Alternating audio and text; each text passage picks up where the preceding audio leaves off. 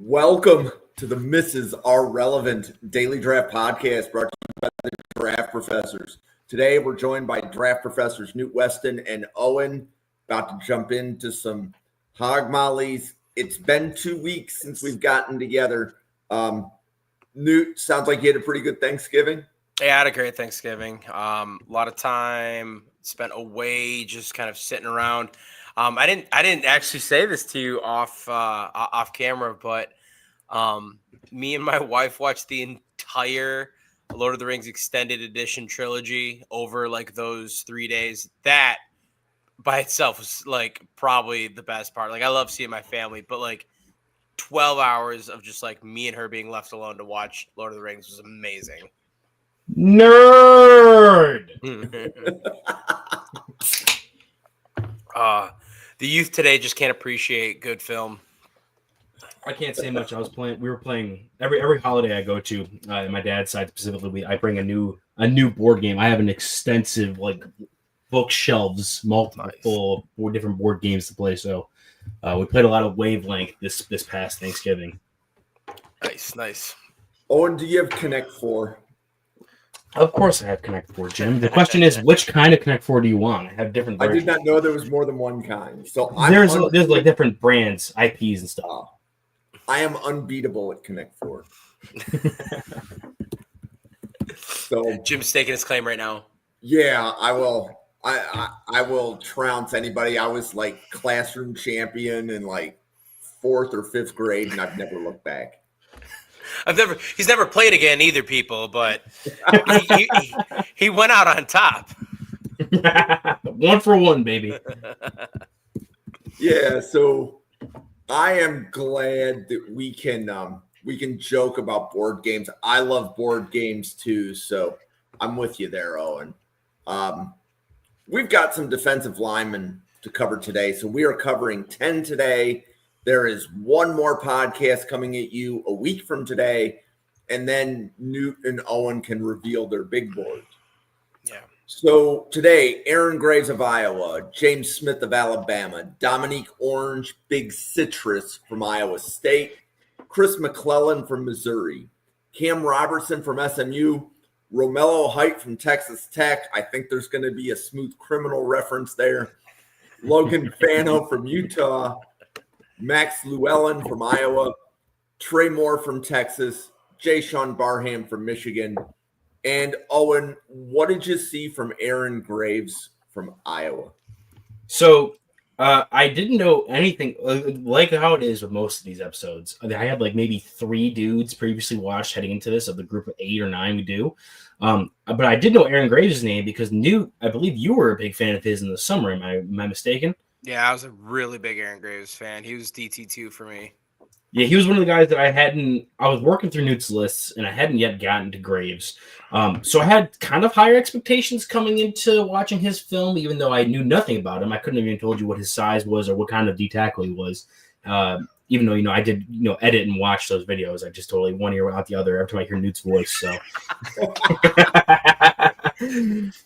He actually mutes him when he adds some. It's actually very impressive. But so yeah, Graves, I was surprised to find out that he was more of like a penetration 3-tech style as opposed to like maybe your traditional, 1-tech nose. At first I saw 6'5", okay, that's where I'm thinking. And Iowa, you're thinking the big hog mollies, the guys who just want to punch you in the face. I know I wasn't on yesterday's pod because of some last minute changes with Jerry, but he talked about a couple of Iowa offensive linemen and kind of get that same feeling. Maybe not with Logan Jones, but like. I think it's Bo. Who's the guard? The guard Iowa has Bo something. Bo Stevens. Yeah, absolute punch you in the mouth type player. And I kind of expect that throughout the Iowa D line and O line. But for Graves, he's more of that move type guy where he gets into you. He's not terrible at run defense. He knows how to leverage at times and use his hands. He can get some separation before getting off. But he excels a lot more when it comes to attacking outside zone, being able to get upfield and press and be like a pin ears back pass rusher, where I think I watched 2 bad games at first where I was like really out on him. And then I went and found a couple other games and watched his true pass reps and some of the stops that PFF records for his defense, the run defense, just to kind of get a look at where the top plays were. And I definitely went around and watched every other one besides those before that. So I expected to come in here and fight Newton on Aaron Graves, but I ended up liking him a decent bit, especially as a guy that can come in, be more of like a penetration move style D tackle. He's not for everybody. He's not going to be your chocolate ice cream. He's going to be like Rocky Road or something. Some people really love him, but I don't think he's going to be a universally beloved D tackle. But for some guys or for some teams, he's definitely going to be a guy that they're going to want to throw into their room, especially if they run that more penetration style up front, and even front especially. No, I think that's. I think. Oh, go for it, Jim. Yeah. Oh, and how high did you grade him? So he is currently, of the guys I have, graded the highest round 4 grade I have, so bordering on a round 3 grade. Okay. I just heard on Draftville. That's all I heard right there. So Aaron Graves. There's a couple of guys that I like to do this with, and it's these guys that kind of have this extraordinary resume. I just want to read through some of Aaron Graves' accolades and how he got here, because it actually is really impressive, and it kind of tells a little bit about his story. For him, and with a lot of these Iowa guys, you expect this, but he's a 2-time academic All-Big Ten player. He is a 2024 All-Big Ten honorable mention. I would expect him to be maybe around that again this year. 2024 Team Hustle Award. And so these are kind of like his recent achievements. When you start peeling back the layers, and especially looking at this kid as a recruit, he's really, really impressive. He's a 2-time high school Adidas All-American, so his junior and senior year. 2021 high school Iowa Gatorade Player of the Year. 2021 high school Max Preps National Male Athlete of the Year. So that's a damn impressive accolade to have. He holds his high school record for career sacks, tackles, the longest punt, and punting average. Fun fact. He was a high school baseball player, wrestler, track and field, holds the high school shot put record. And on top of all of this, he earned an associate's degree before he graduated high school. So this guy has just so much surrounding him in terms of the character pieces that I love and that I'm drawn to. And a lot of the things, honestly, that you expect out of an Iowa football player. It's just kind of how that school recruits and the kind of players that they look for. And I'm a Badger fan through and through, but man, I'm a sucker for Iowa football players. And I'm not going to lie that I do a little bit of helmet scouting when it comes to those guys, because I think that they're built a little bit differently. And so to kind of look at that, the first look that I got at Aaron Graves was probably pretty similar to Owen. I thought this was just going to be a mean, nasty son of a bitch in the middle. And he definitely plays a little bit different of a brand of football, where he is a little slippery. He's a little elusive. He's explosive. He can really challenge the outside shoulder of a guard and keep them on their toes, where it's not just, I'm going to go through you. He's got a lot of different ways that he wins, and it makes him a really exciting player. So over the summer, I was really high on him. I did cool off a little bit because he didn't do and take those steps that I really wanted to see, where he's becoming this dominant 3-down player. I think he has continued to show what I really liked about him. He's a higher motor player. He has a good amount of athleticism that allows him to be a penetrating type interior defensive lineman. The explosion matches that. But I think ultimately there are just some things about his game that are middling. I think that, for everything that I love about him, I don't necessarily see it consistently in production and in his appearances in general. There'll be a couple games where he doesn't even record a pressure. And you just want him to have that kind of consistent presence. And I think that's going to be one of the things that sets him aside, or will set a good defensive tackle aside from, just kind of a middle of the road one, a guy that's just going to live in there kind of, every now and then and flash and be really exciting, versus a guy that consistently you are game planning around. I was really hoping he'd take that step just with the kind of size that he has and that explosiveness. He didn't necessarily. So I did bump him down a little bit, because over the summer I was kind of giving the nod to, okay, I'm hoping that he can take these steps. He didn't necessarily do that, but he's still a top 5 defensive tackle as I'm looking at my board right now. Like him a lot, but he did drop behind a couple of those guys that we talked about earlier in the draft season. I do have a quick correction. So when you asked me earlier what I have him graded, I did this a lot, even when doing your editing for your video in the summer. I kept getting Aaron Graves and Caleb Banks mixed up with their names. I don't know why. Even like going to watch Aaron Graves for this podcast, I was like, oh, he's a dude from Florida, right? I think I've already watched him. And I was like, wait, Iowa. All right, wait, wrong guy. But I knew they were both on your list as well. So I just mixed them up again when I was telling you what my grades were. I have Aaron Graves as a round 3 grade. Okay. He's D tackle 8 for me. Okay. On the lower end of it. Yeah, and yeah. I can get on board with that. And I mean, even like fourth, like you're probably going to see some 4th round grades for him. I wouldn't be shocked to see that. I am a little bit higher on him just because I do like that explosiveness from a defensive tackle. I think that's something that stands out, and you don't get that often. And so it's something that I value a lot. He's a round 2 grade for me, a little bit lower of a round 2 grade. He was probably like round 2, like fringe first round over the summer, so he kind of fell back a little bit, not too much. We're talking probably a couple points on my scale, but still stays within there. I think when it's all said and done, I'll have like right around a top 50 grade on him. It might kind of pop outside of that, just depending on some of the players that I get to look at a little bit later on in the cycle, non-defensive linemen. Yeah, I think for me, what holds him back is he has a kind of ceiling cap on what his run defense can be. Like I mentioned that he does a good job on some reps, getting hands on, extending, getting off. But if he's going to be a run defender, it's going to be as like shoot this gap, disrupt it. It is, and he's not going to get much more better outside of that. So only certain teams, like I see the same way as I saw TJ Sanders last year. I had a 3rd round grade on him. Build straight up and go and get him in the top 50. Yeah. Because that's what they value in the run defense. Like, yeah, TJ Sanders wasn't a great run defender at South Carolina, but you put him in the Bills front, they just prefer guys who can shoot gaps, and then that's the impact. It may disrupt the run, not as much make plays and stack and shed. So he has a ceiling there. He's not going to stack and shed. He's got less than 31-inch arms. That's going to be a big thing that is going to kill him in terms of some of those team measurements. But he's got the quickness where he can beat a player. But yeah, you're not going to see him. You're definitely not going to see him as a 2-gapping interior defensive lineman. You want him to win by meeting the player in the backfield, not by kind of existing in space. I think he said that really well. Yeah. So, Owen, I get the vibe from listening to you that Aaron Graves is Kyle Williams light. I need you to know that I was a child when I watched Kyle Williams play, and I thought he was Superman.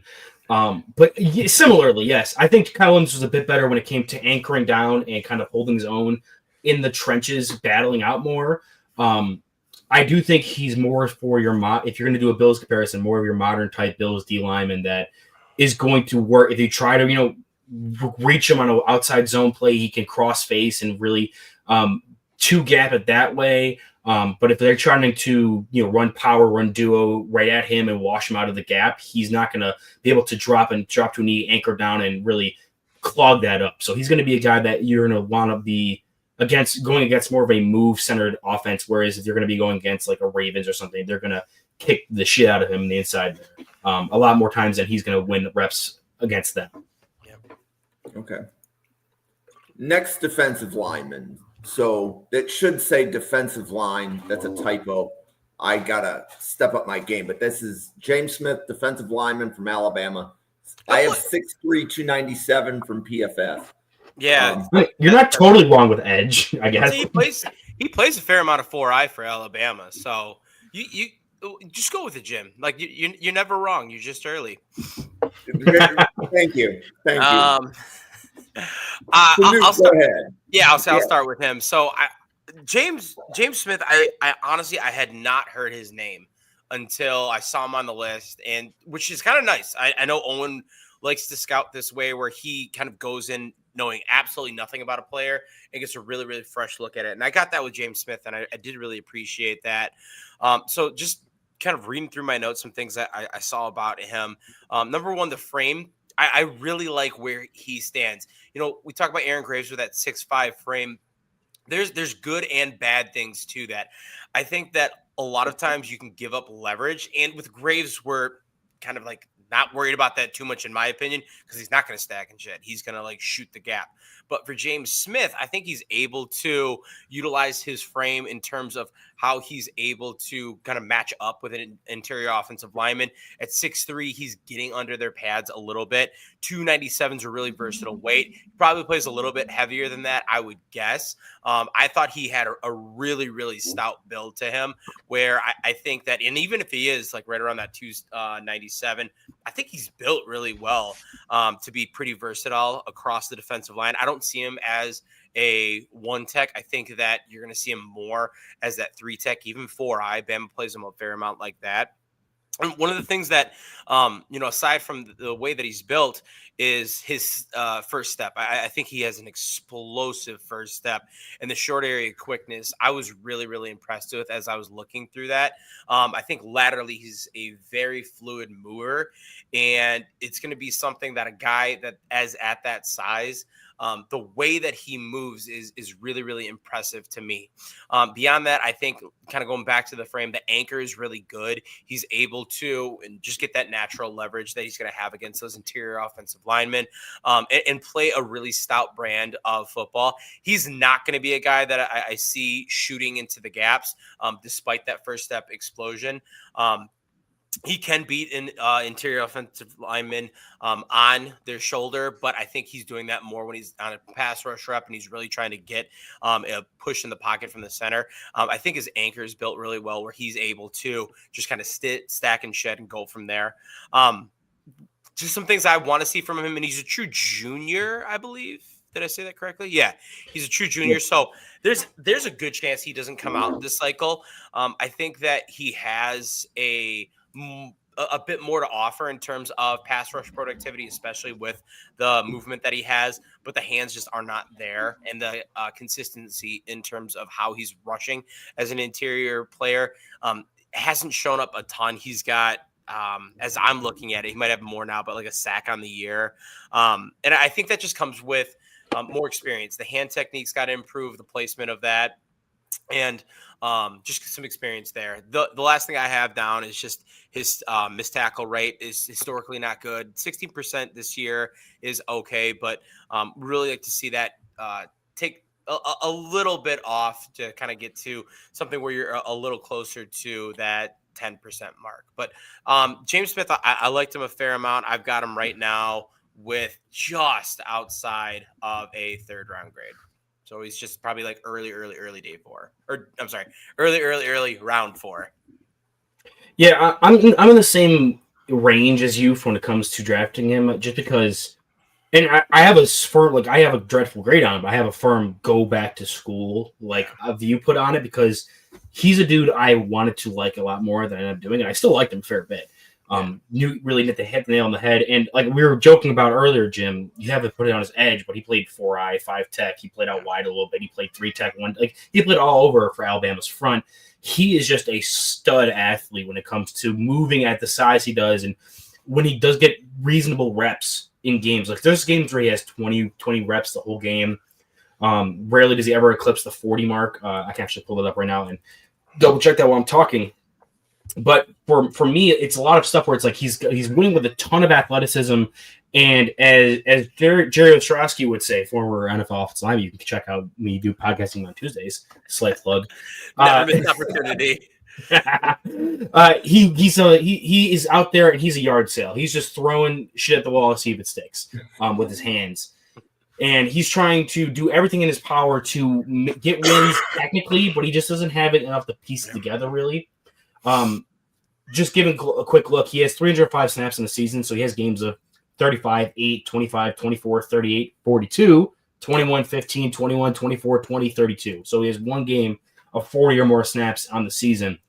And he's a dude that if it's not to this level, but doing a bit of helmet scouting, and for a guy that kind of broke out as he finally took a big step, like when Quinnen Williams came out of Alabama, not saying this is Quinnen Williams, but he was this insane athlete who didn't really get a ton of starting experience till his last year there. And he kind of exploded out, and you're like, okay, he has everything put together, and he has this athletic frame. Yeah. I feel like James Smith is going to be a guy that once he starts to put it together a bit more, if DeBoer is able to coach him up as Saban used to be able to do with these guys who are just absolute elite athletes that are there because you have the brand to get insane athletes in Alabama, then he could be a guy that explodes into first round mocks. If he went back to school, I think I would be projecting him to be a guy that would make that leap to the first round. So he'd be my new version of TJ Guy going into the 27 draft for this upcoming offseason. So clock that right now. But he's definitely a guy that, like I said, I like a lot about him. You can tell I like a lot about him, but I don't know if he has enough right now, based on the limited sample size we do have, to let me think like, okay, he's anywhere near a finished product. You're drafting him, you're stashing him on your roster for 2 to 3 years before he's a consistent contributor to your team, just because he's so raw. Okay. So Big Citrus, otherwise known as Dominique Orange, 6'4", 325 from Iowa State. Owen, what did you think of Big Citrus? So I absolutely love Big Citrus. This is a guy that I'm pounding the table.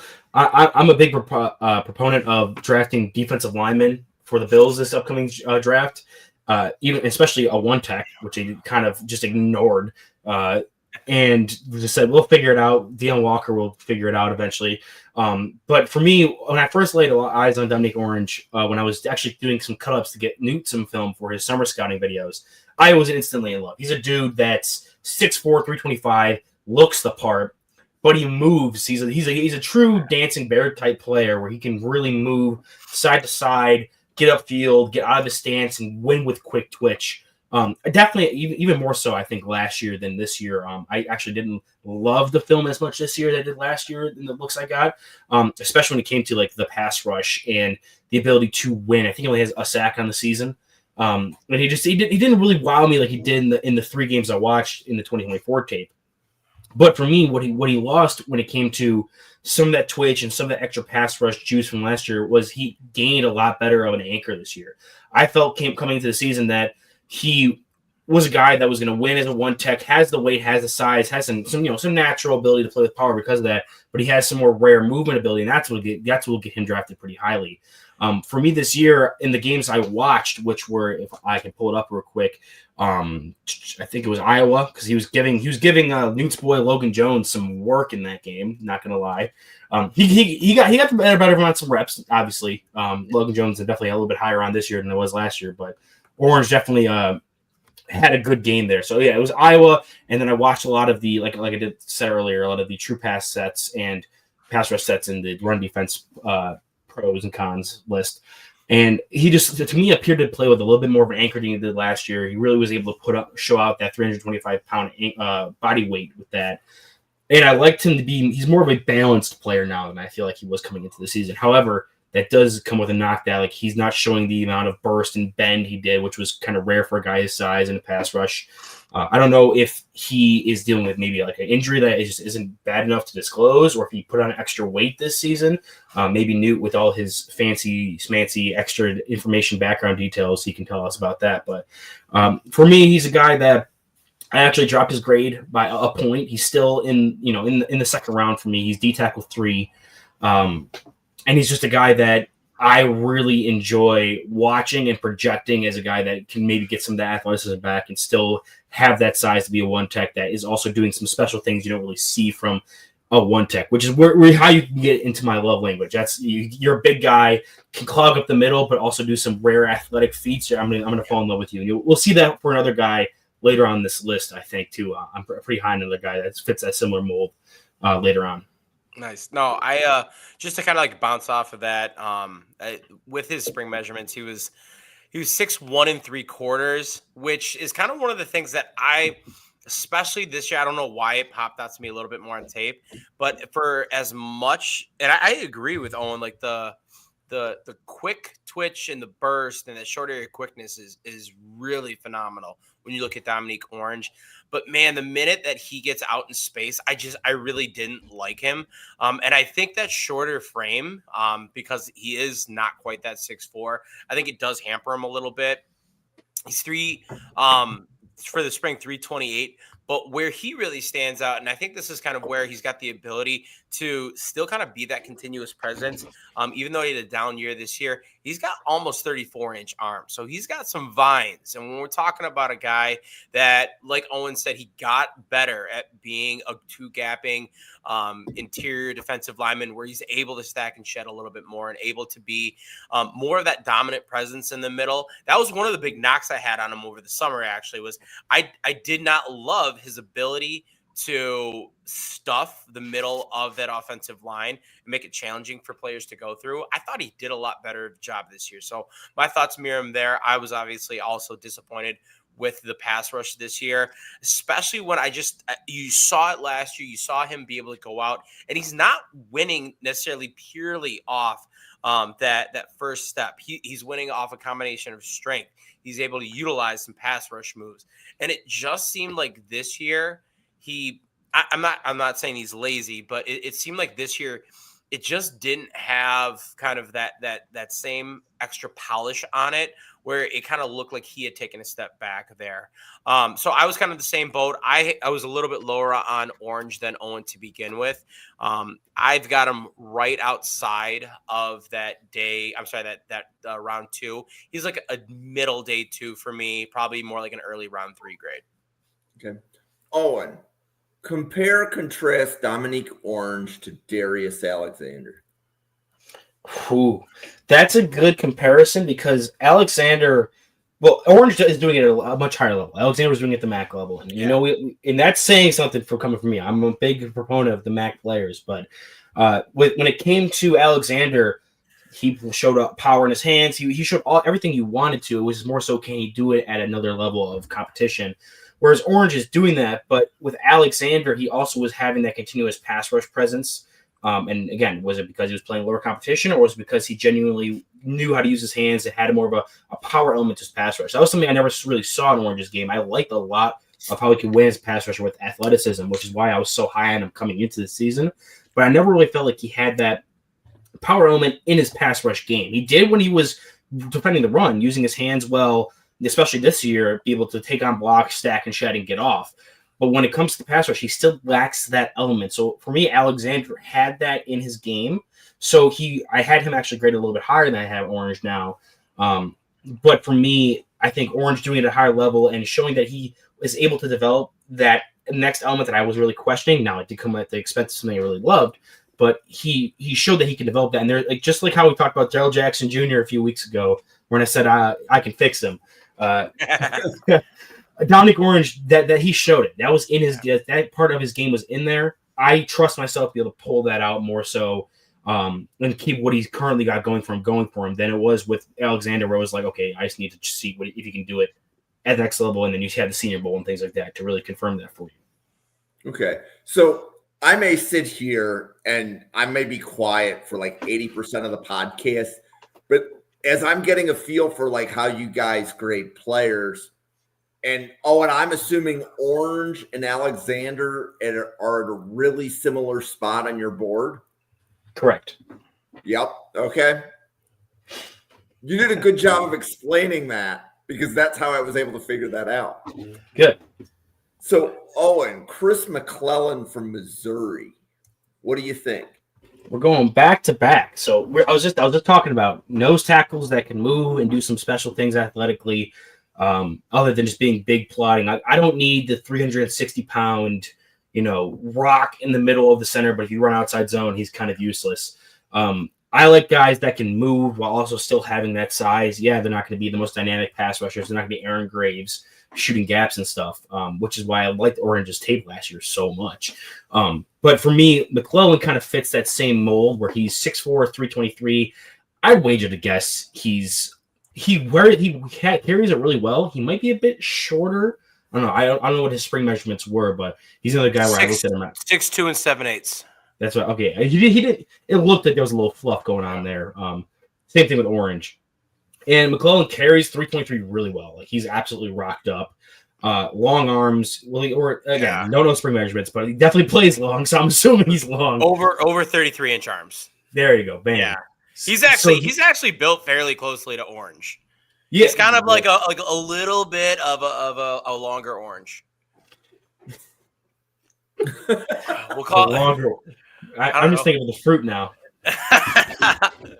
what a long orange would look like. But yeah, so to go off that, so a longer Dominic Orange, except I feel like Orange did some stuff specifically when it came to run defense and using some technique, especially in the pass, again, banking on some of the older film as well, with pass rushing technique wise and being able to use his hands. That I feel like McClellan wasn't there yet with that kind of stuff. Like I watched him at Mizzou, and he was a rock in the middle, hard to move, 101. He has 5 sacks this season, and all 5 of his sacks come from they stuck a single guard on him, and he's just too much of like a beefy dude, just power to override him, and he just keeps his feet running, and guys just can't hold him in place. Their anchor can only hold for so long, and these quarterbacks hold the ball for 4 seconds, and he's back there, and he gets the sack because he's just able to collapse that pocket.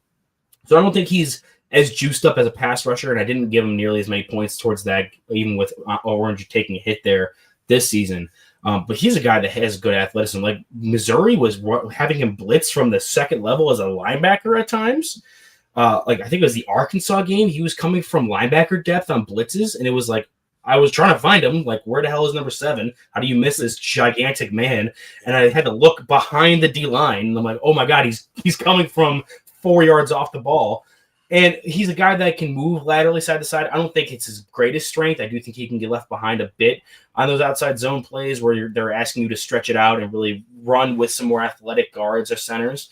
But if you're looking for a guy that can 2-gap, take up blocks, is not going to be moved by a single team, needs to draw double teams in the run game, and if you leave him on an island in a single team and pass rush, he's going to eventually condense that pocket for you. So you have to throw double teams there, open up your 3 tech, who's more of a pass rushing specialist type player. I think this is a guy that can really complement a lot of stuff you like to see in your even front. So he's more of your stereotypical 1 tech than maybe Dominique Orange is. But I do think he does that role extremely well while still being a pretty good athlete. So I have him in that 3rd round grade area, just because, again, big guy, can do some special things, can benefit, and has a gravity that benefits other players around him. So I really do like McClellan a lot. Okay. So before we go to Newt, Owen, I believe your 3rd round grade, you are the highest draft professor on Chris McClellan so far. Newt, are you going to take Owen's 3rd round grade and raise it? Owen is the highest so far, and he will stay the highest. I want to, man. I'm still like not happy about Messidor. Like he completely stole my thunder with that, and I'm still looking to like pull the rug out on someone. I'm just gonna like just completely bullshit a grade one day and be like, nah, F it, 1st round grade. Yeah, there's some players on this. There's some players in this podcast you might be able to do that with. I'm not entirely sure, but I think there might be some. I felt when I'm coming into upstairs to start recording this, I felt like this was gonna be a volatile podcast when it comes to grades. So I'm like our early day 3 on Chris McClellan for a lot of the things that Owen said. I like that. I like how you pointed out, you know, the sacks that he has and where those come from, because I think it's really important to put a qualification on those, because I really don't think he's that refined as a pass rusher. He's actually, in my opinion, of the guys we've watched, one of the ones that kind of frustrates me a little bit more, because I think he's got phenomenal play strength. I think he's an okay athlete. He's not blowing anyone away with that. But just like the first step is lumbering to me. And it's not like he's 350 pounds. But it's just, I didn't see the twitch that I wanted when you're talking about playing, you know, inside. And this was something I heard. I was listening to Kyle Long talk about the difference between playing tackle to guard. He said that just inside everything happens so much quicker. And obviously, your more athletic players are going to play on the edges, and just how it is. But on the inside, I still want a player to be able to, the minute that ball is snapped, engage and not get an offensive lineman the opportunity to set up. And I didn't think that Chris McClellan had at least for me, the film that I was really confident in that. And so there's just like a lot of things that athletically, I think he's middling. And then technically, it just nothing that blows me off. I think he's a really stout run defender. And I think that that's going to be, like you said, what you can hang your hat on with him. Does he have the play strength to maybe threaten when you get in a one-on-one? Yeah, he does. But how often is that going to happen? And then when you start to take a step up in terms of, and SEC football is obviously a phenomenal way to kind of showcase where you are. But once you go to the NFL and you're at the show, you're going to see, guys that are able to match your strength with that. And so I think he's a rotation player. I don't ever see him as, your true starting one tech. I think that, with that, he can be a spot starter, but you want him in a locker room as a guy that's able to come in. He can maybe give you a little bit of juice on like a third down if he gets caught in a quick huddle. He's not a liability out there where he's just like sitting there. But I like him as an early down defender. I think he's got a great anchor. I think he's good in run defense, but I think that athletically he's got a ceiling to him that's going to keep him as a rotational player. Yeah, I don't disagree actively with anything you said, Newt. His lateral mobility, first off, his first step explosiveness is the least of any of the guys we've talked about, or will talk about on this Today's Podcast. I think he has the slowest first step of any of those guys, and that was reflected in my grading.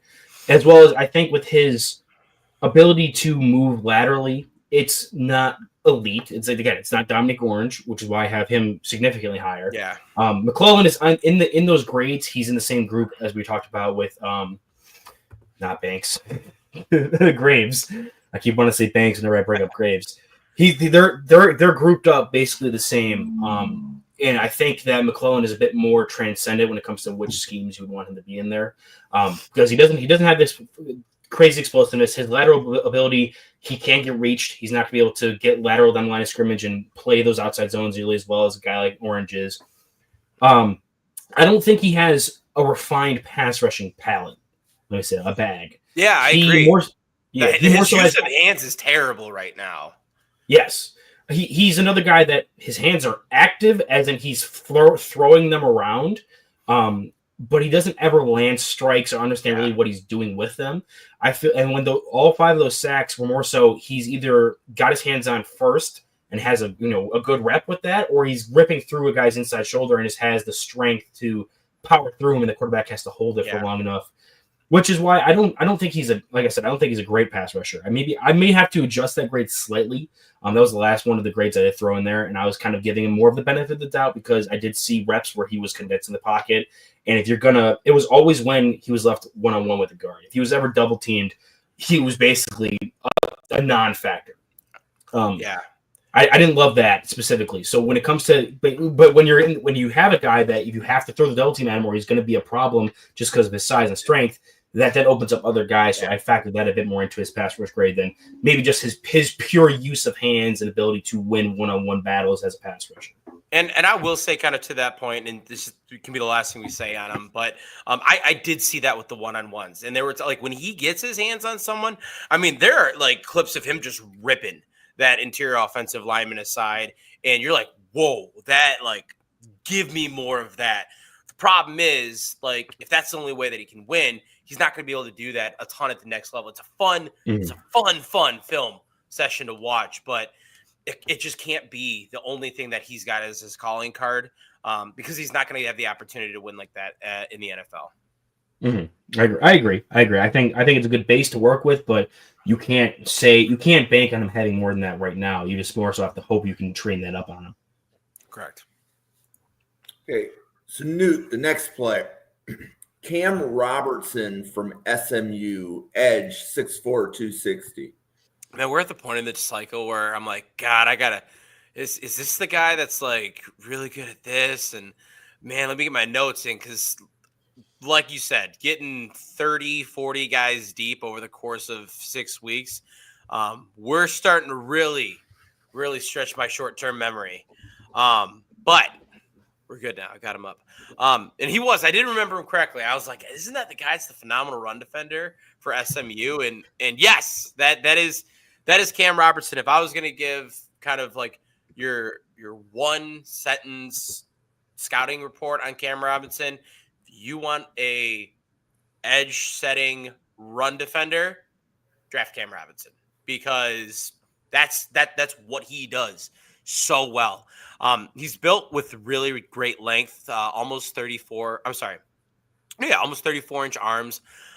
He is 6'4", 243. And when you hear that 243, I think, especially when I talk about him as a run defending edge player, you might a little bit light. Obviously, a guy that's probably going to be more in that 3-4 outside linebacker type system. I think that, though, with the way he plays way above his weight class in terms of his ability to set a hard edge and play pound for pound with an offensive tackle. But that's where this guy's bread and butter is going to be, is just the ability for him to set the edge, the ability for him to track the ball. He's really good at stacking and shedding if he's got to go inside off tackle run, or he's got to filter outside. The calling card of him is going to be that. The problem is that's about what I'm confident having him out there for. I really did not like him in terms of the ability to be a effective pass rusher. I think for the strength he plays in terms of setting the edge, he doesn't offer the same pop when you're asked him to be a dynamic player and get in the chest of a offensive tackle. He doesn't really have a bag that he's going to go back to. He's going to try to get in the two hands in the chest and offensive tackle and push him back. And maybe every now and then he'll have an opportunity where that works. He's got 6 sacks on the season, but I think those 6 sacks, correct me if I'm wrong, I think a fair amount of them came against lower competition. And from those, it's going to be something where he was able to convert speed to power, but really get an offensive tackle kind of in a bad rep. So for me, I did not see him as an effective pass rusher. That's going to be something that, especially at the edge position, if you're not able to come in and give me a good floor in that, I don't think he is at the NFL level. I have a harder time feeling comfortable with you in terms of like, hey, I absolutely want you here. Now, once again, the weight and the frame, the length, all of those, I like them. I think they're really good. They list him at 260. I got him at 243. I think he could get up to 260, and then maybe you start talking about a guy that is able to do a little bit more and be more of an impactful presence with a power rush profile. But right now, I just don't see him with that. I've got a late day 3 grade on him. That's kind of like what I saw from Cam Robertson. So to put your point to the sack numbers, you were half correct. So he had a sack against Texas A&M Commerce, a sack against Missouri State, but then he had a sack against TCU, a sack against or 2 sacks against Stanford, a sack against Clemson, and a sack against Cal. I lied, no sack against Cal. 2 against Stanford, 1 against Clemson, 1 against TCU, 1 against Missouri State, and 1 against Texas A&M Commerce. Were the games he had sacks recorded in, yeah. No offense to Stanford, but I'm not saying that like 2 sacks against Stanford I'm really excited about. But yeah, that was the one I was.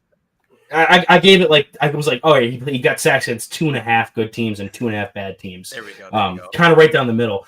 I actually am a bit higher on Cam Robinson than Newt is. I think he knocked out the park when it comes to his run defense. And I am thinking he's in that 250 range, somewhere between the half medium of 243 and 260.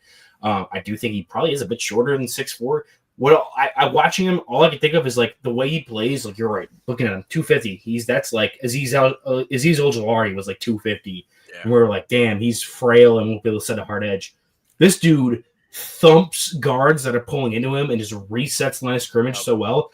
Dense is like the word I kept coming back to whenever I was watching him. Like, just absolutely put dudes on their ass when they were trying to be the ones that put him on his ass. Like he was the ultimate equalizer when it came to that.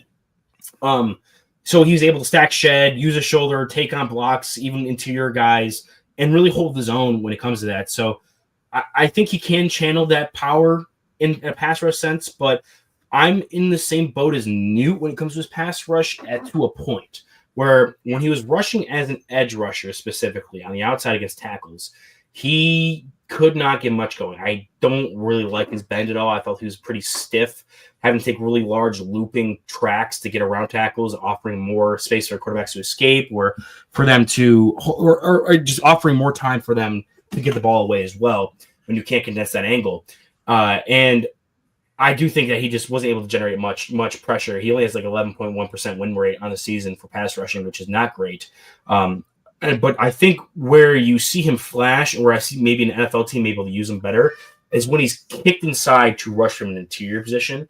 He wins with a lot of quickness, first step, has a swim move, is really able to beat these guards, using some change of direction, and in addition to having more length than them, be able to give him a pop. I think when you're looking at him as an edge rusher, as a pass rusher, the length doesn't really pop to me when he's trying to utilize it in more space against longer athletes.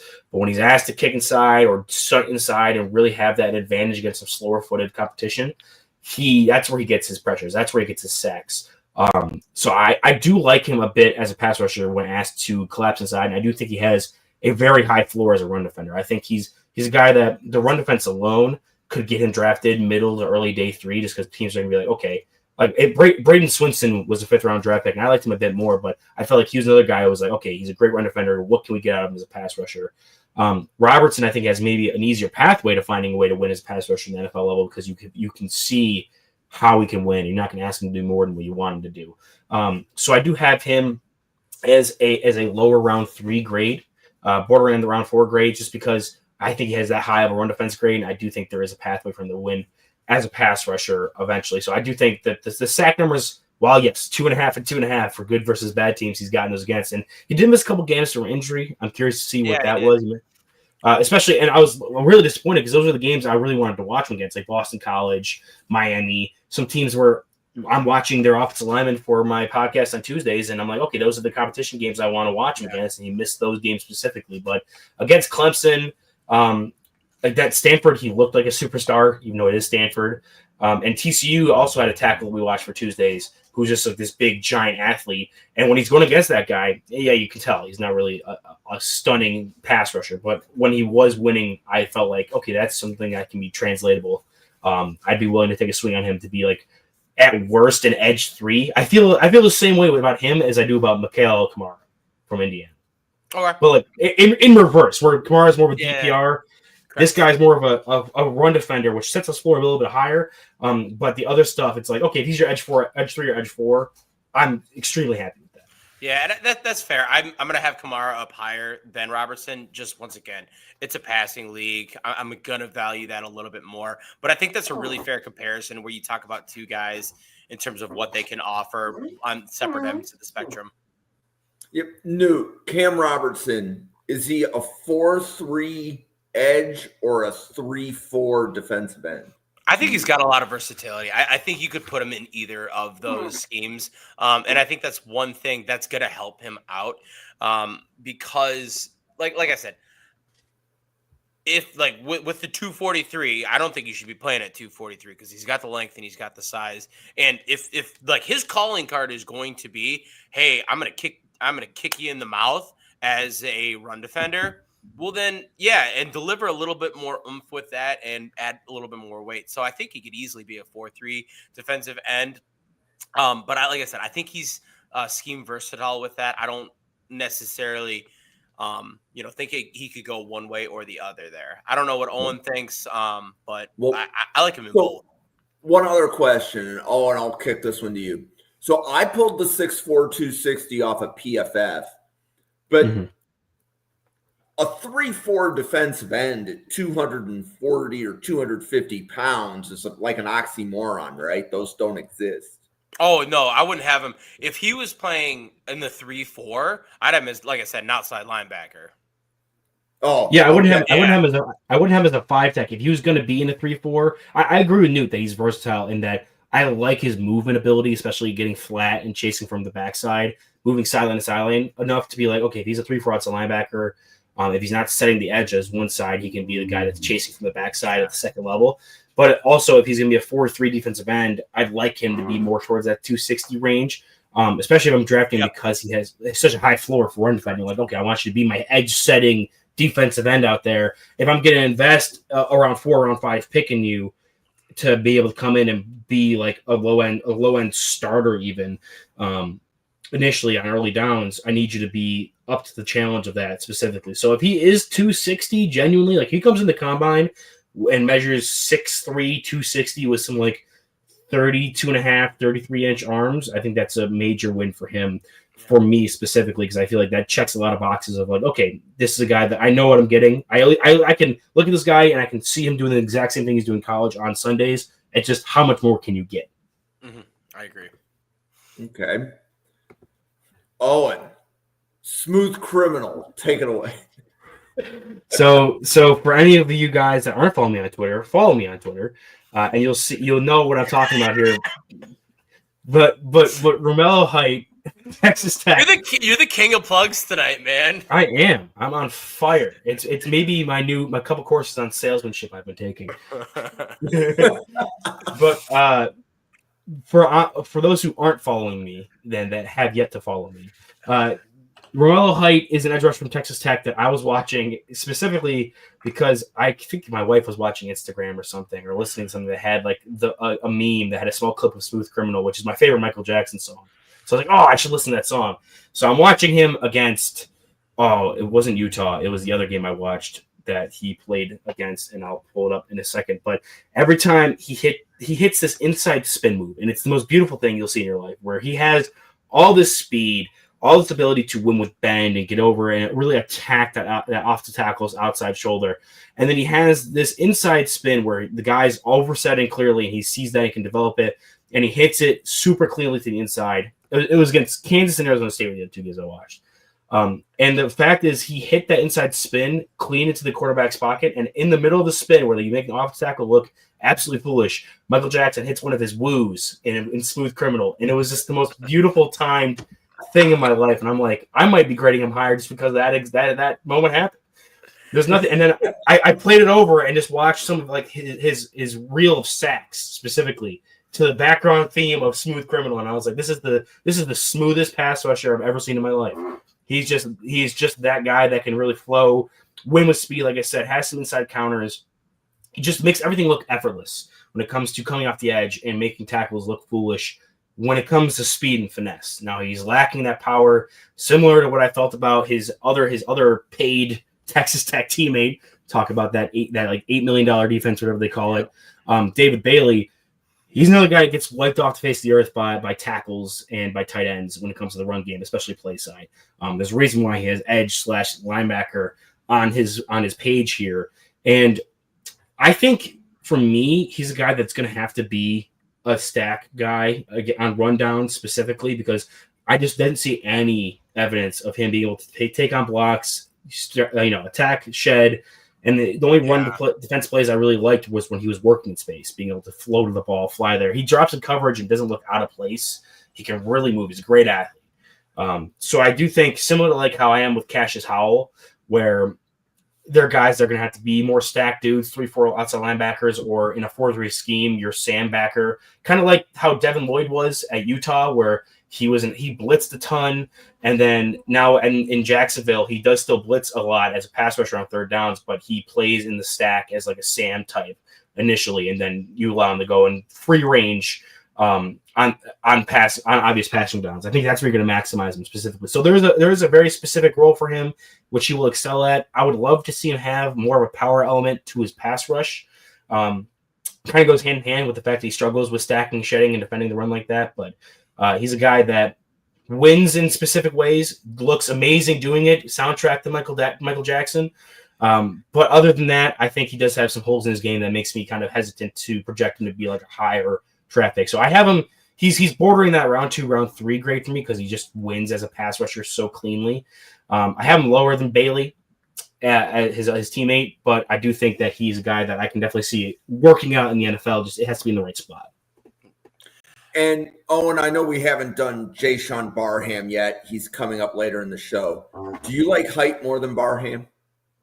Well, that's a loaded question, Jim. I think that as an edge rushing prospect, yes. Yeah. I'm just saying as a player, as a prospect. I think so. I think I like Height. I have him in their respective positions. Overall grade on my big board, he's higher. If that answers your question. Okay. Newt, did you see Romello Height during summer scouting, or was this your first look? First look. And what did your first look tell you? I think that looking at Romello Height, he has some of the most interesting tape out there in terms of his ability. And I love that Owen said smooth criminal because he's so fluid when he's looking to get at the quarterback. And I think Smooth part of even? it, might be a little smooth, someone might say. I would go with what's the Bruno Mars song? Smoother than a fresh jar of Skippy. 24 Karat Magic. There we go. That's Romello Height for me. 24 Karat Magic. Now that we got the important part out of the way. Oh, also, by the way, Man in the Mirror, my favorite Michael Jackson song. I don't know why it was on top of my head. I'm with you, Newt. Is that actually yours? Yeah, there we go. With you. I will say, Jim? Do you know what year Man in the Mirror came out? Oh no! Was it pre 1990? Definitely. Okay, then I was not alive. So I'll put that in a little bit of perspective. I assumed so. But yes, I was not alive. But that is my favorite Michael Jackson song. Way back I just learned that Newt was born after my junior year of high school. Yeah, no, I am a 92 baby. I'm a firm millennial through and through. But I think with Romello Height, he's so fluid, he's so smooth. All jokes aside, and I think a lot of it comes from. Owen, did you think he was had a obnoxiously leggy build? Yes. Oh my god. Yeah. We talked about Malachi Lawrence earlier being leggy, and then I saw Romello Height, and I'm like, what? This it's like he's built like 1/3, 2/3, and I was kind of blown away. And I think part of it is I saw him, the first game I saw him was the Texas game, and I don't think the uniforms did him any favor, or not the Texas game, the Kansas game. I don't think the uniforms did him any favors whatsoever. But he looks so incredibly leggy that I was just I couldn't stop focusing on that for, I don't know, probably that entire game. But I think part of that is he closes space so incredibly quickly. He takes his stride and he's moving up the field 5 yards at a time. And I think it does a really great job of letting him close space really well. I didn't note the inside spin move as much. I did see it, I think twice. But his ability just purely to counter inside, whether it be with a spin move or whether it be with kind of a Euro step, he's so effective at pressuring the outside edge and then getting inside. I was really kind of blown away because I'd heard a lot of hype about him as a pass rusher. I saw it and I was like, damn, this is really, really impressive. Then though we get to everything that Owen said, and the power profile just isn't there. The run defense just isn't there. And it makes me struggle with him as I've heard things about him being a first round edge, and I can't get there just because he's so incredibly one-dimensional. He's, has this amazing build if you're looking for a guy to get upfield. He's nice and long and all of those things, but I just think he lacks that part of his game where he comes in and you say, man, what more can you offer me in terms of that ability to set an edge? And I think that kind of hybrid linebacker role makes a ton of sense when you start to kind of say, hey, what can we do to put you on the field more often? I didn't actually think of that, but I really, really like that. I actually landed with him as a pretty firm I'm sorry, I keep doing that, damn it. As a pretty firm round 3 grade. So I was pretty close to Owen, a little bit lower than him. I love the explosion. I love the length and the movement as a pass rusher, but there were just too many deficiencies beyond that. And part of me thinking about it is I'm not looking at, first down, can you have him in that other sense? So, if a team has this look at him, they're like, oh yeah, we could, take X, Y, and Z and put him there. I think that might help him out. Ultimately, I wouldn't be surprised if he goes higher than I have him. I have one of the lower grades that I've heard on him. But as a pure pass rusher, he is fun to watch for sure. I'm going to make the highlight video, set the Smooth Criminal, and I'm going to send it to Newt, and his grade's going to come in as late round 1. I guarantee. Okay, so Newt, the next player is Logan Fano of Utah, brother of Spencer Fano, the offensive tackle. We did a Utah game preview, and EJ said we should cover Logan Fano. Do you agree with EJ? Is he worth covering? He's worth covering. I don't have a ridiculously high grade on him. Honestly, for me, him and Cam Robertson Robertson, I'm sorry, are kind of like right around the same grade range for me. Different players. Logan Fano is going to be a guy that, and I think the way I talk about Iowa players, I'm starting to talk about Utah players in that sense, where they're like these really high motor players. I'm starting to gain a lot of respect for them, and like, you know, that little bit of a helmet scouting bump that I give just because I think it's a really well run program, and the guys that you get out of there are really dedicated players. And I think with Fano, I saw that on film where I saw that motor, and we've talked about in the past how I love seeing that out of a player. I think it tells a lot about him. With him, the bull rush, in my opinion, is going to be something that he's able to play off of really well. I think he's got a really solid bull rush, but then I think he's able to kind of mix in some moves to allow him to get inside and get outside. I say that, and it's all like okay, but nothing is, you know, just over the top amazing about his pass rush game. I think the run defense is there. I think that he's got good vision for it. The burst and all those like pieces about him just kind of being a little bit of an electric player. Like you see them all. The problem is I think he's a middling athlete. There's nothing about him in terms of like the movement skills that he has or the speed once he gets off of that initial burst that really draw me to him. And like I said, like I think that he has a good pass rush plan, but he's not dominant in the way that I would want him to be with that. I think, you know, some of that comes from his hand placement and the technique with it. But I just think that there are, I don't know whether it's physical limitations where, you know, I look at him and I say, man, I really like the way that this guy carries himself. I love his attitude.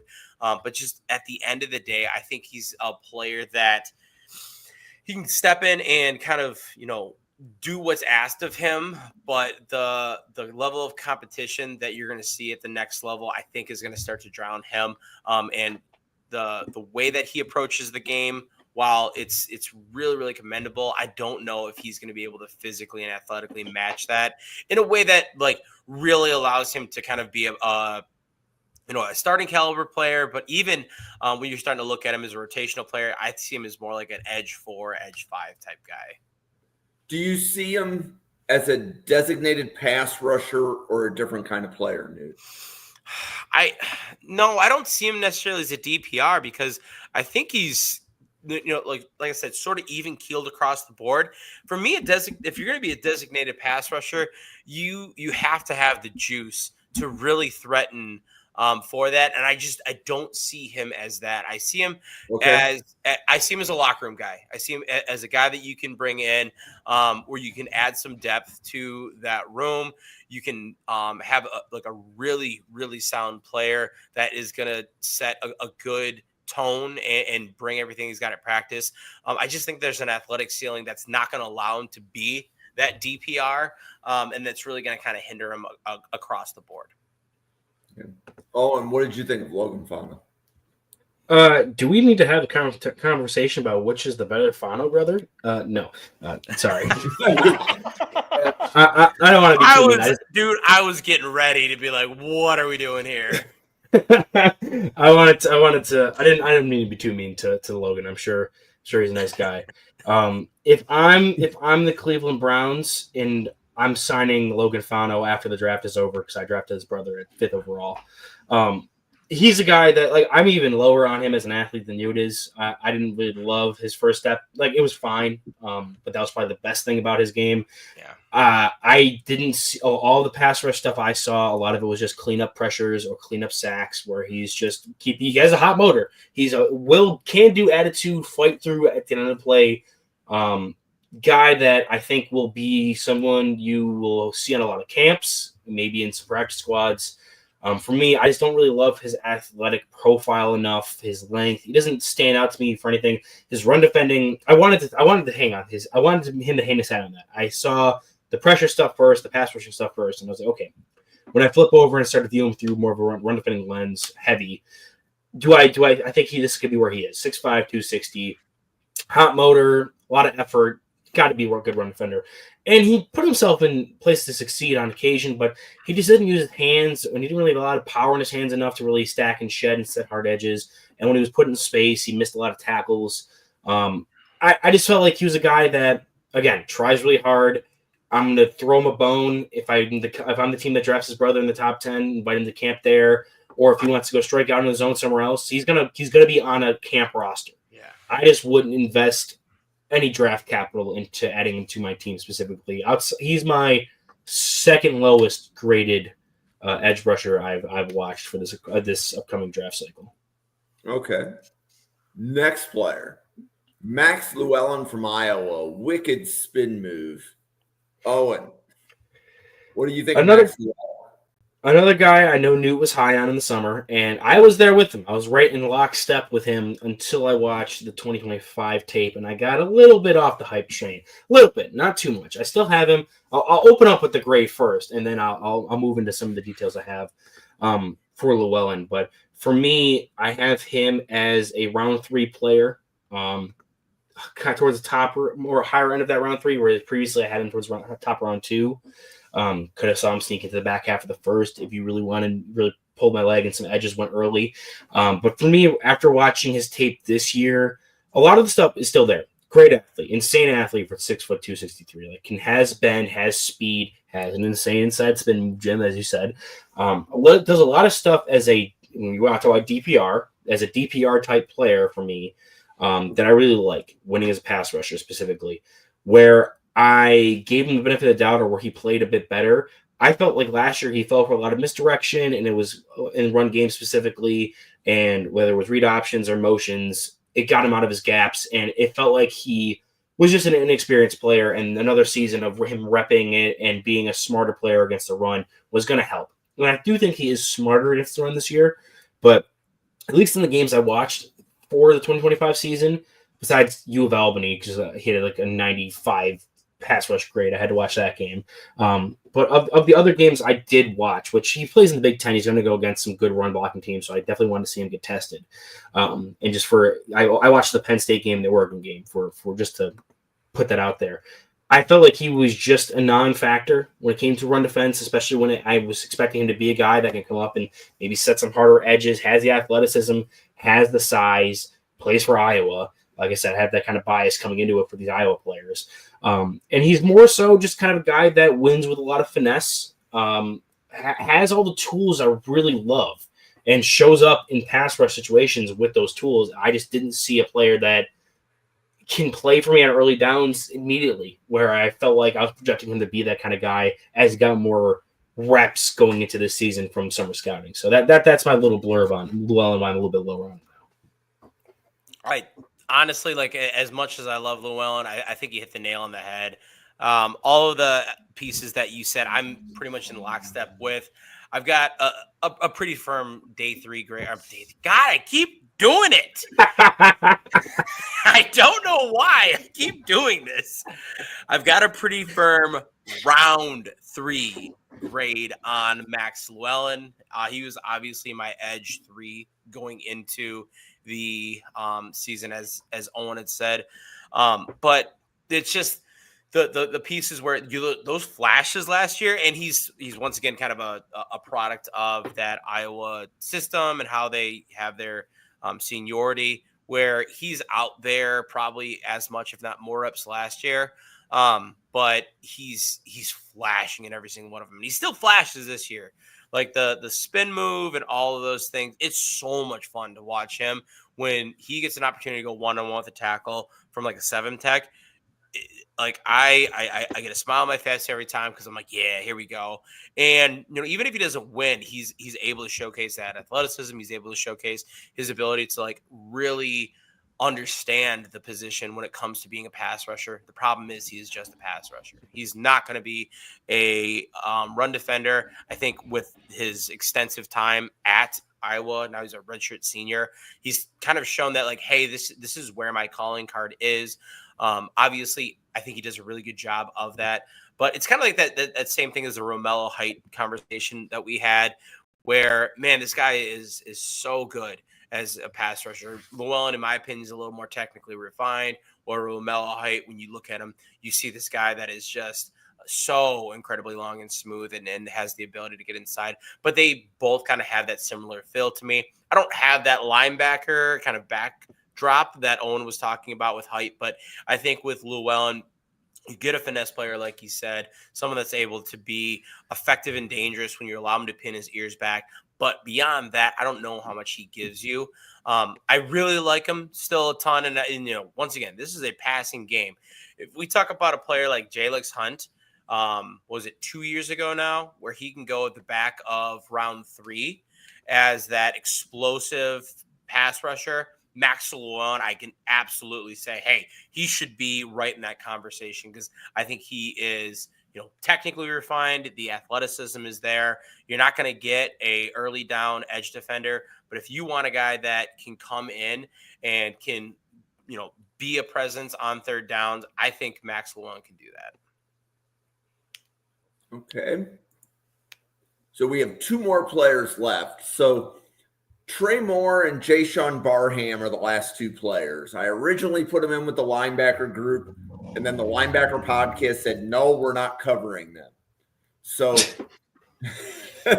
so Trey Moore from Texas, my understanding is he has played linebacker in prior seasons. He's playing edge this season. Newt, what is your assessment of Trey Moore, and what do you think his best NFL position will be? I want to just check because I thought he was the opposite way, where he played a lot more. He played a lot more edge before, and now he's playing. Yeah, more Barham was linebacker to edge. Yeah, so Barham, and we're going to talk about Barham next. Barham and Moore have kind of like done the opposite, where Trey Moore was more of an edge defender. And now he's kind of making that, and he's playing about 50-50 in terms of like the splits. Like I got him up right now. This year he's played 203 snaps along the defensive line, 230 snaps in the box, and then 52 at the slot. He's, fun fact, played one position at one snap at outside cornerback, if you were curious. Moving along. I'm gonna watch that snap right now and see what happens. With Trey Moore, I see him more as a linebacker. No, like, disrespect to the guys that reviewed him for that, but I see him as a linebacker. I think that, and I'm going to compare him to Arvell Reese, which is going to be completely unfair, but I don't care because I can do that because they're going to be kind of similar in the way that you look at them, where you have a guy that I think is a box defender when it comes to run defense that offers a little bit of juice as a pass rusher. I don't want to say issue because I actually do kind of like Trey Moore as a player. Right now, I've got a early day 3 grade on him, but I talk about Arvell Reese and how much I really liked him. Arvell Reese as an edge rushing linebacker is the best. Like he's so incredibly good. I'm not going to find another linebacker out there unless we start talking about guys like Micah Parsons, like these, freak shows that are able to kind of play across multiple positions and be an absolute menace on the edge. That's Arvell Reese. Trey Moore is Arvell Reese light, where you start taking a look at a guy that, why did he make the transition to a linebacker? Because he's an okay edge defender. He's an okay pass rusher, but in my opinion, he's not overly dominant. As a linebacker, yes, I love his ability to rush the passer, and that's ultimately why I graded him as a linebacker. I had a higher grade on him with that regard.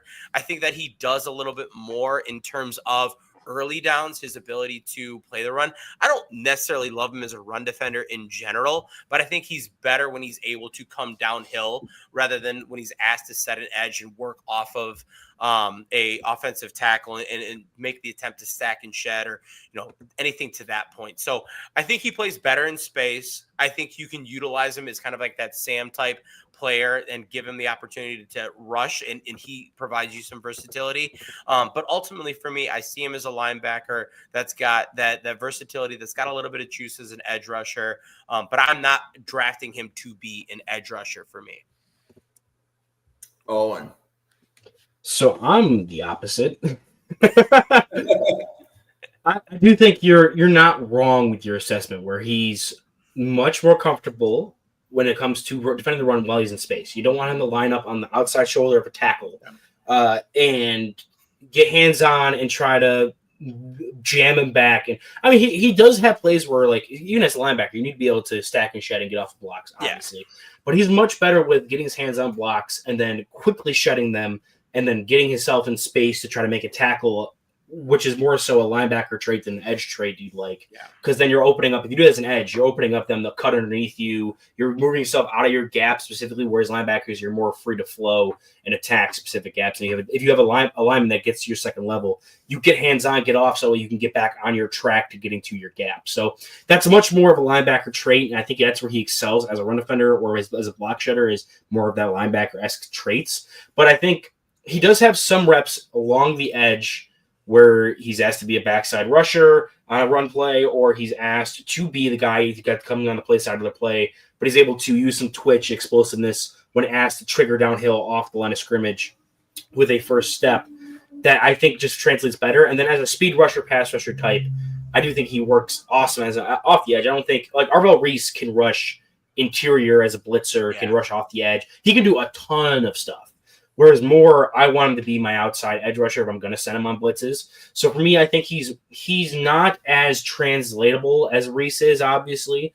And I think he's more of a 3-4 edge specific. I think he's better as a 3-4 edge specific than like Height is. I think Height has to be like a legitimate stack backer and then a pass rusher.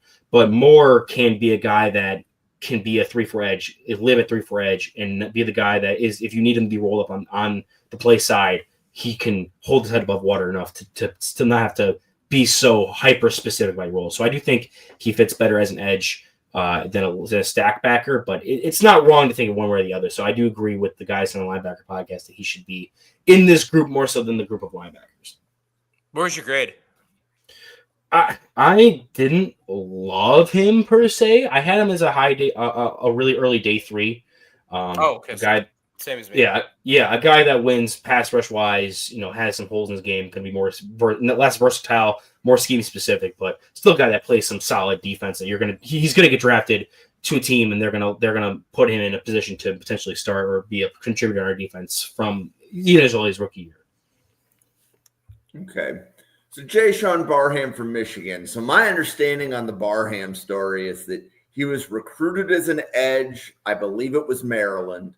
Transferred to Michigan, they moved him to linebacker, and then this year they moved him back to edge. But Owen, what is guy shit the bed early in the season? Well, no, because I think when we did Michigan as a preview game, and I really liked Barham, the stack backer tape I watched. I really liked him at stack backer when we did that Michigan preview in the summer scouting process. And they were mentioning, and I think Jim said that he was going to be moving to edge for that upcoming season, as in they were already planning to move him there before the season started, before TJ guy shit the bed, as you said, Newt. But I really liked Barham. I have to disagree with the guys on the linebacker podcast for Barham as opposed to Moore. I still like him a lot as a stack backer. Here. Well, okay, so I do like his ability to stack and shed blocks is a lot more traditionally like the edge, unlike what I said about Moore. But for me, his ability to be a guy that fills downhill in the middle, I trust more than a guy like Moore is, where he's coming downhill, takes on a guard or a center, stack sheds, makes tackles, works well in space. But I do think like he's your traditional like thudding, Mike type of linebacker. But I have seen him carry and work in space as well. I don't think he fits really well as an edge. Like if you maybe put him in like the Los Angeles Rams scheme because they ended up drafting, I can't remember the guy's name, the Michigan edge from last year that you love, Newt. Josiah Stewart. He had like a 40% true pass win percentage last year. How can you forget his name? he's not him, but he could fit in a similar role where like he's like this sub 250 pound stand up rush linebacker edge type hybrid. I just think if I'm going to put one of those two guys in the center of my defense as a Mike backer or a Sam backer and ask him to trigger downhill from the second level depth, fill holes, and make the tackle in that crowded area, I'm trusting Barham to do it a lot more with his power profile than because he plays a lot more powerful than his frame would suggest, and a lot more powerful than what I think Moore can do at that level. So even though I do think he does do well as an edge, if you put it, I think being the fact that you're going to put him in some more condensed looks and against bigger guys in the tier offensive lineman, I think Barham does fit better as a linebacker than edge. Obviously, Newt disagrees. And how high did you grade Barham? I upped his, because he's getting more reps at edge, I upped his blitzing grade, but I dropped some of the other stuff, specifically like his coverage, because I didn't really love a lot of the coverage reps I saw. Speaking of, that Moore clip was him in man coverage on the Vanderbilt running back, which is why he was out at outside corner for a rep in man coverage. Carried him up the field, and it was a fade route. They didn't even look his way at all, so it didn't really matter all that much. But what could have been? Owen's here grinding tape while we're podcasting. But Barham, I dropped the grade. I dropped the grade of coverage, but upped it for blitzing. So he ended up grading out the exact same I had him graded for when I did the summer scouting. So I have him like in the round 4, round 5 category as a stack backer grade. Okay. Yeah. So I completely disagree with Owen in terms of his position. I honestly, like, I looked at him, I was like, I see why Michigan's making the move. I think he is so much more effective as an edge rusher, and I really liked his tape with that.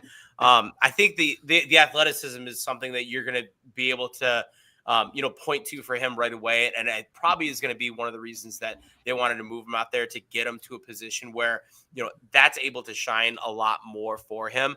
Right now, that's how he's winning, just because he is a little bit more infant in that way that he's being used. And it's not like this is the first time he's ever rushed off the edge. He's been kind of this versatile player, this mobile player throughout his entire career.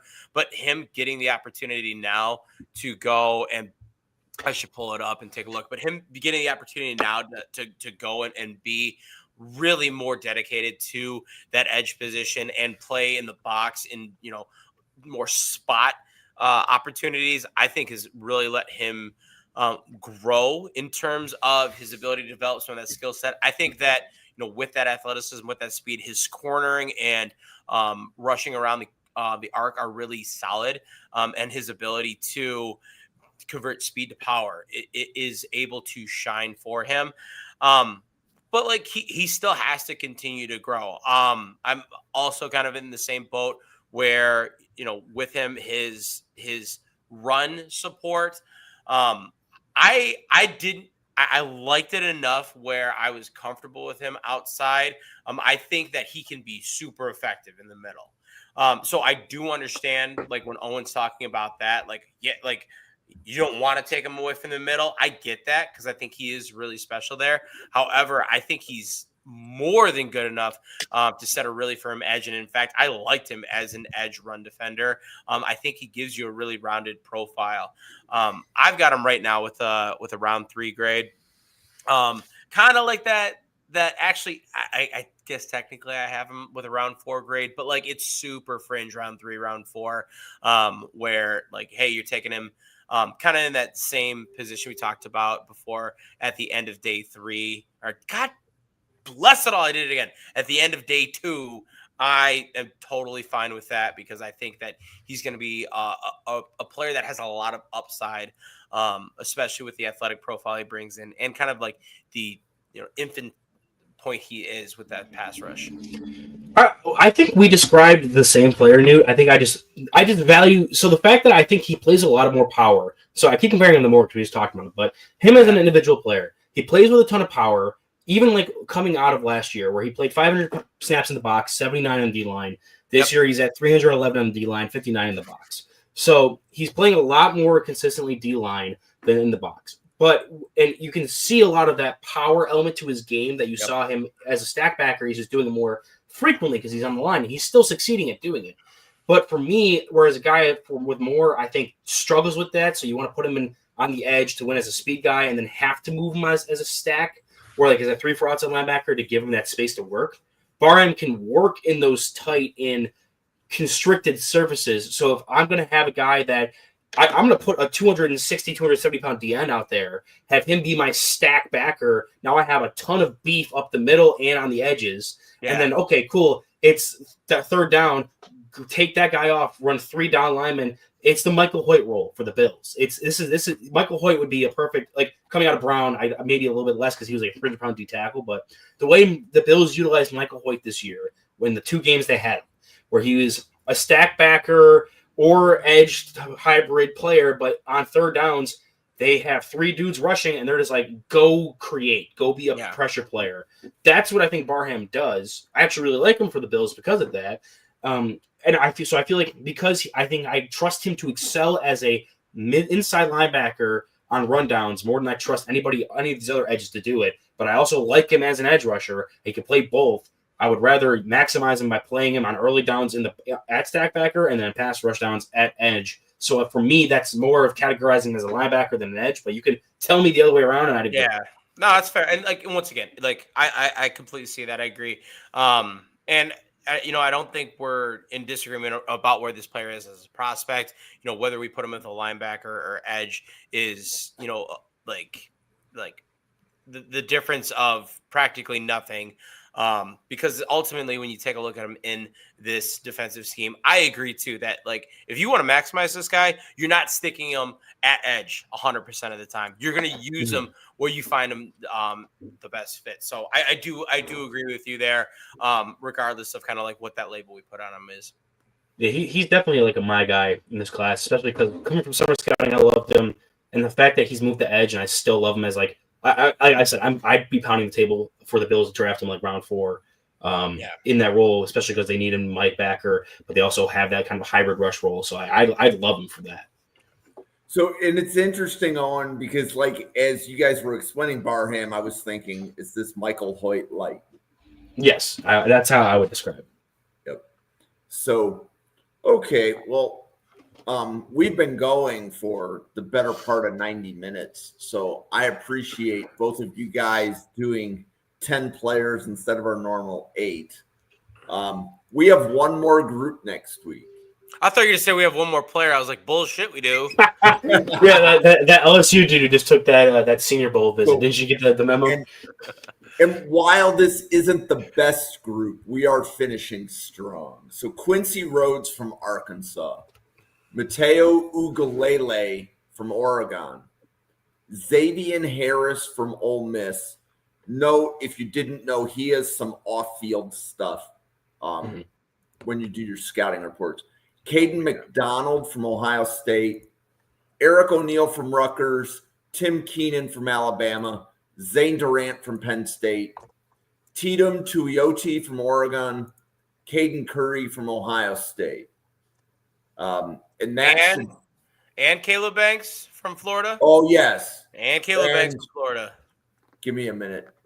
We can we'll remove Caden Curry and we'll just do Caleb Banks. Perfect. So, Newt, do you want to tell everybody about all of the draft content that you make? Absolutely. So, Newt Weston, you guys can find me realistically on the app formerly known as Twitter at NFL Draft _Weston. That's going to be where I'm putting up my clips for the guys that we're going through here. I have been just 100% focused on the guys for this Wednesday show. So it has been those defensive hog mollies. I've had a ton of fun watching them, and this is going to be the deepest that I've ever done a position group. So for me, this has actually been a really kind of fun way to approach this, especially when Jim is like, Newt, we're doing like 80 defensive linemen this year. And I'm like, all right, let's smash them out. So you can find me on there. I'm also super excited to announce that I've gotten the opportunity this year to kind of be the voice of the Packers draft with Cheesehead TV.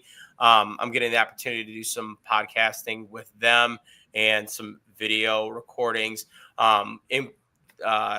with my thoughts on the Packers specific draft strategy, what guys they should be looking at, and a lot of things through Cheesehead TV. So that's going to start up later this month and then permeate all the way through the draft as well.